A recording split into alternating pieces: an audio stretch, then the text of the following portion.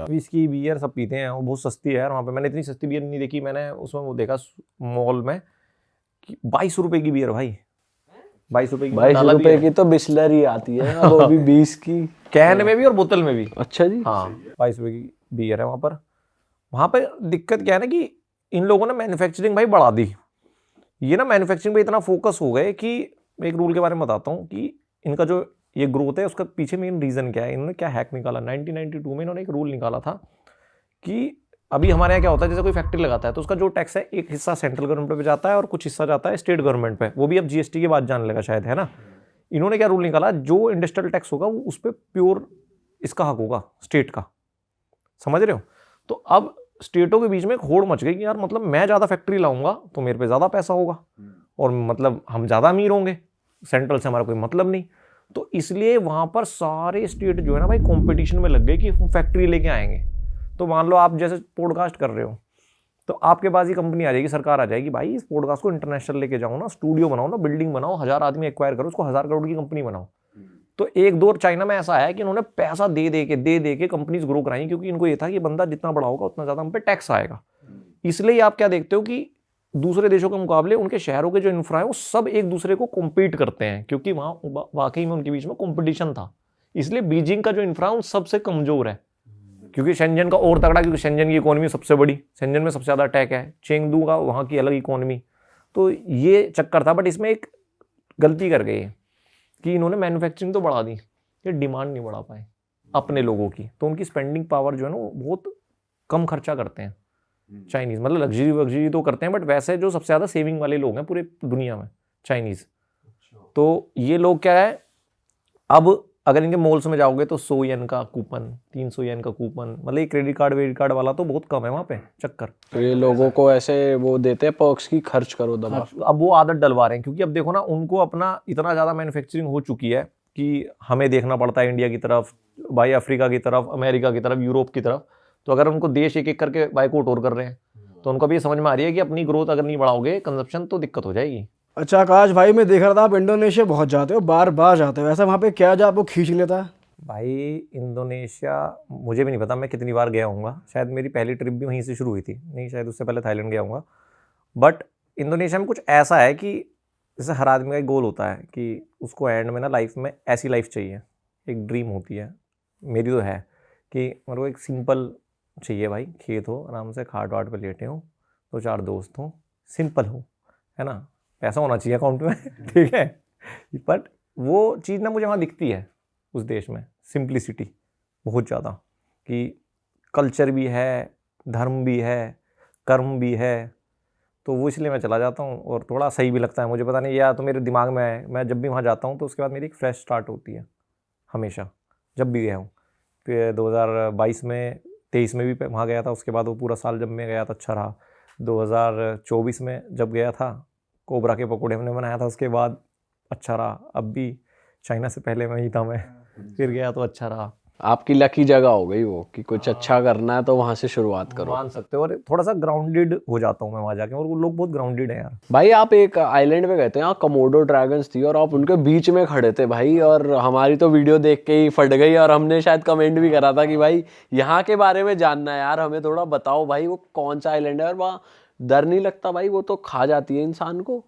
भाई Komodo dragons दुनिया के सबसे खतरनाक प्रेडेटर्स में है, ये तो लोगों को पता है, बट काफ़ी लोगों को एक गलतफहमी है कि जैसे उस वीडियो में बोला कि तो इंडिया में भी हैं। वो लिजार्ड की कैटेगरी है, उसकी काफ़ी सारी स्पीशीज़ हैं, उसमें से सबसे ऊपर सबसे बड़ा सबसे खतरनाक कोमोडो ड्रैगन है। तो वो छिपकली कोमोडो ड्रैगन नहीं होती।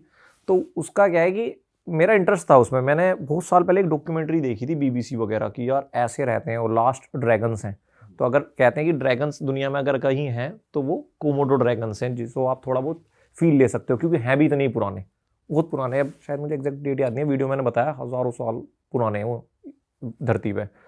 तो अब उसको जाने के लिए ना क्या है कि देखो, आप जब as a content creator video बना रहे होते हो ना, तो आप चीज़ नापते हो कि ये कितना व्यूअरशिप आएगी या जो आएगी। बट मेरा इंटरेस्ट था तो मुझे पता था कि यार उतना आना नहीं है, बट आपका लगने वाला ज़्यादा है मनी वाइज ठीक है। बट मुझे देखना था और मैं काफ़ी टाइम से प्लान कर रहा था। तो मैं गया इंडोनेशिया, तो पहले मैं जकार्ता गया था, जकार्ता से फिर मैं बाली गया, बाली से हमने एक फ़्लाइट ली लबुआन बाजू के लिए। लबुआन बाजू जाके आपको बोट लेनी पड़ती है। वहाँ पर 2 आइलैंड होते हैं, एक रिंका आइलैंड होता है, एक होता है कोमोडो। कोमोडो में थोड़ा सा टूरिस्टिक होता है, वहाँ पर मतलब एक पूरा ट्रेल है, उस पर वो ले जाएंगे और वहाँ दिखाएंगे। रिंका आइलैंड थोड़ा सा रो है, तो मैंने रिंका आइलैंड चूज़ करा। बिल्कुल ही बीच में ले जाएंगे। वहाँ पर ऐसा ले जाएंगे और वो प्रिजर्व है। हम सोचा था ड्रोन वगैरह उड़ा के और पास से दिखाएंगे, मैं तो सोचा था थोड़ा सा पास से मुझे टच वच करा देना। तो कह रहे नहीं भाई ऐसा नहीं करा सकते। तो हम रिंका आइलैंड पहुँचे। वहाँ उस पर जाने के लिए भी आपको जब लबुआन बाजू पहुँचते हो ना, तो आपको एक बोट करनी पड़ती है। अब आपके पास 2 ऑप्शन होते हैं कि या तो आप ग्रुप के साथ चले जाओ जिसमें पूरा गाइड समझाएगा, या आप पर्सनल जाओ। तो पर्सनल का मतलब आप पूरी बोट खुद के लिए लोगे, एक टूरिस्ट गाइड लोगे, एक आपका बोट का कैप्टन रहेगा, तो ये सब लेके आप जाते हो। तो वहाँ पर जब भाई आप उस पार्क में घुसते हो ना, तो समझाते हैं पूरा कि भाई आपको ऐसे ऐसे करना है, ये भागना है तो कैसे करोगे, और हमारा बंदा रहेगा। तो वहाँ पर रेंजर्स होते हैं जो इनको संभालने के लिए प्रॉपर वो रहते हैं। अगर आप इनका वो देखोगे ना कि जो इनकी पूरी लाइफ साइकिल होती है, वो जैसे इनका नाम है वैसी ही होती है। ये एक दूसरे को खा जाते हैं भाई। अच्छा।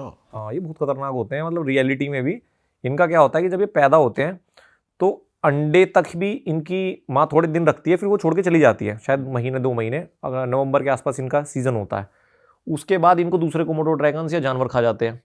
अगर ये अंडे से बाहर आ गए तो बाकी के कोमोडो और जितने भी जानवर हैं वो पीछे पड़ जाते हैं। फिर ये पेड़ पे चढ़ते हैं, क्योंकि इनकी ना जब ये छोटे होते हैं इनकी गंध बहुत स्ट्रॉन्ग होती है, तो जितने भी जानवर होते हैं उनके पीछे रहते हैं। तो पेड़ पे चढ़ जाते हैं आराम छोटे से। से जब पतले छोटे होते हैं, बड़े ड्रैगन्स नहीं चढ़ सकते। तो इसलिए खुद को बचाने के लिए ये पेड़ पे ही अपना 1-2 साल बिताते हैं, तब तक बचाते हैं अगर बच जाएं तो।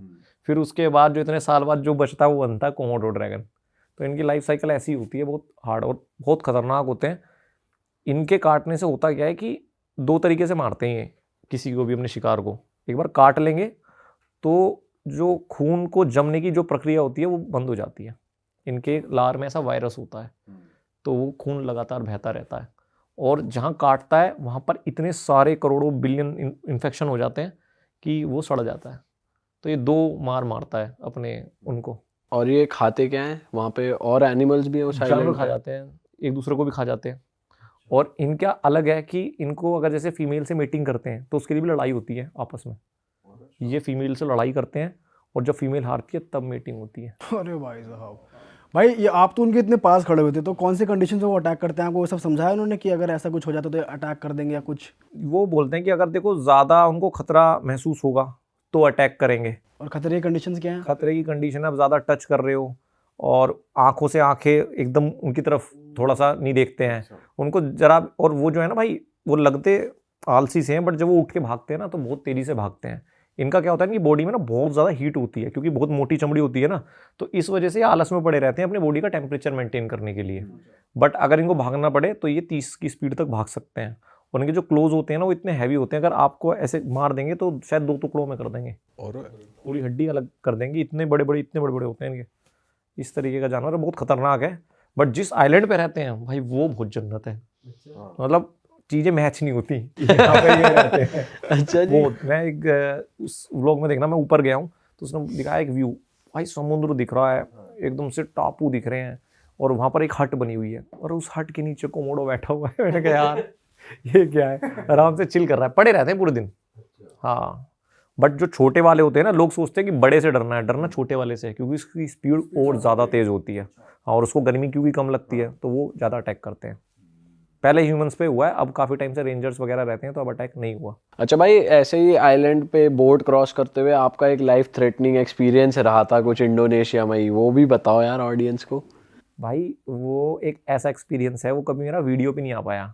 आज भी वो वीडियो मेरे पास पड़ी हुई है कि शायद दोबारा उस आइलैंड में जाऊंगा तो उसको आधा पार्ट करूंगा, है ना। हमने कोशिश की थी बनाए। तो क्या था कि मेरे को 2023 में जब हम बना रहे थे तो हम ये देख रहे थे कि यार हमारा जो कंटेंट है वो किस तरफ जाएगा। देखो मैं प्योरली बताऊं, मैं ट्रैवलर भी हूं, बट मैं एक साथ में कंटेंट क्रिएटर भी हूं। मैं तो ये नहीं बोल सकता कि मैं पूरा एक लव वो है। तो मैं सोचता हूँ कि यार ऑडियंस जो देखे उसको वैल्यू मिले। तो उस टाइम हम ये देख रहे थे यार किस तरह का कंटेंट लोग पसंद करेंगे। तो हमने एक टॉपिक डिसाइड किया था कि 24 घंटे एक सुनसान आइलैंड पे, बट वो सुनसान आइलैंड वाकई में सुनसान होना चाहिए। ऐसे नहीं किसी भी आइलैंड पे चले गए झोड़ वोड़ में और आइलैंड बता दिया। तो वो हम ढूंढ रहे थे, यहाँ पर हमें मिला नहीं। तो मैं इंडोनेशिया में था वो जो ताना तोराजा गाँव है जिसमें डेड बॉडीज रखते हैं, उस पे उसकी वीडियोस बनाने जा रहा था। तो हम मकासार में रुकते हैं, मकासार से रात को बस जाती है ताना तोराजा के लिए। तो रात में जब रुके हुए थे तो मेरी क्या आदत है, मैं गूगल मैप पे चीज़ें देखते रहता हूँ, आसपास कुछ यूनिक मार्केट मिल जाए, कुछ भी मिल जाए। तो वहाँ पर मुझे शहर से थोड़ा दूर आइलैंड दिख रहे थे, वो छोटे छोटे समुद्र के ऊपर। तो रैंडमली आपने सेलेक्ट कर लिया? हाँ, मतलब मैं बस शहर देख रहा था, फिर मैंने देखा ऐसे छोटे छोटे से आइलैंड है, क्योंकि इंडोनेशिया में टोटल 17,000 आइलैंड है। इंडोनेशिया पूरा आइलैंड की वो है। तो मुझे लगा यार ये तो ठीक है, मकासार भी है, ऐसा टूरिस्टिक प्लेस भी नहीं है, तो यहाँ पर जाके बनाएंगे तो सही रहेगा। अब मैंने जैसे एक आइलैंड चूज़ किया, गूगल मैप पे देखा, उसकी छोटी सी वो आ रही थी फोटो, एक की टावर लगा हुआ है उस पर। यार ये परफेक्ट स्पॉट है, बट अब इस पर जाए कैसे जाए? तो मैंने पता किया कि यहाँ पे एक जेटी है, उस पर जाते हैं, उससे बात करते हैं। तो मुझे लगा था बहुत आसान होगा यार, बोलेंगे ले जाएगा। मैं वहाँ पे गया तो मैंने कई लोगों से बात की, यार मुझे इस आइलैंड पे जाना है, इस पे जाना है। वो सब मना करने लगे, कह रहे कि वो सामने आइलैंड देख रहे हो, वो है आइलैंड, इस पे एक्टिविटीज़ होती हैं, बार हैं। मैंने यार एक्टिविटीज़ नहीं करनी है हमें खुद सर्वाइव करना है किसी आइलैंड, एकांत आइलैंड चाहिए, एकांत। तो नहीं मान रहे थे।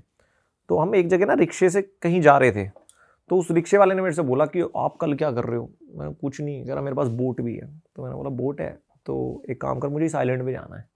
तो वो वाली बात है ना, जो तलाश रहा होता है वो ज़्यादा करेगा, जिसके पेट भरे हुए वो तो नहीं करेगा। तो कह रहा कहाँ जाना है? मैंने उसको बताया ये आइलैंड पे जाना है और हम ऐसी ऐसी वीडियो बनाना चाहते हैं। तो उसने मुझसे बोला कि भाई देखो, मैं ले तो जाऊँगा, एक तो तुम्हें पुलिस को नहीं बताना, अगर पुलिस को पता चलेगा तो मैं फंसूंगा, क्योंकि यहाँ पर नहीं जा सकते। दूसरी बात कि अगर मैं बोलूँ चलना है तो चलोगे, अगर निकलना है वहाँ से वापस, ज़्यादा चूचा नहीं अपनी अलग। ज़्यादा ये नहीं कि कभी तुम वहाँ जाके फंसा दो और मतलब फंस गए हमें, तो मेरे लिए दिक्कत हो जाएगी। तो मैंने बोला ठीक है यार, कंडीशन देख लेते हैं, जाके बनाना तो शुरू करते हैं, सुबह निकलते हैं। सुबह तो हमारा प्लान था कि 7-8 बजे तक निकल जाएंगे हम निकल गए। और वाकई में भाई वो मैप पे दिख रहा था, बट मैप से ऐसा लग रहा था कि पास है, बट वो बहुत दूर था। और बोट थी वो मच्छी बोट नहीं होती, बहुत पतली सी एकदम से, ज़्यादा उसके लिए बनी नहीं थी।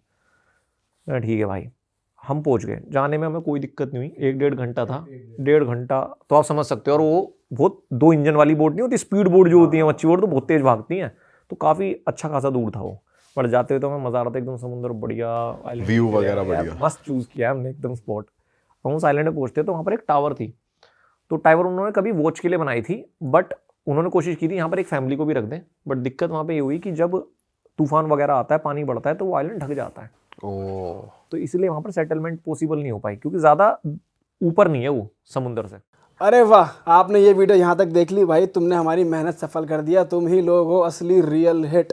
और अगर आपको बहुत मज़ा आ रहा है ऐसी क्लिप्स में, ऐसी वीडियोस में, तो फटाफट जाइए प्लेलिस्ट पे बिंज वॉच कीजिए और सारी वीडियोस देख डालो और मौज काटो। That is it. हम मिलेंगे नए पॉडकास्ट में, नए क्लिप में। Till then bye bye, see you, take care, do subscribe.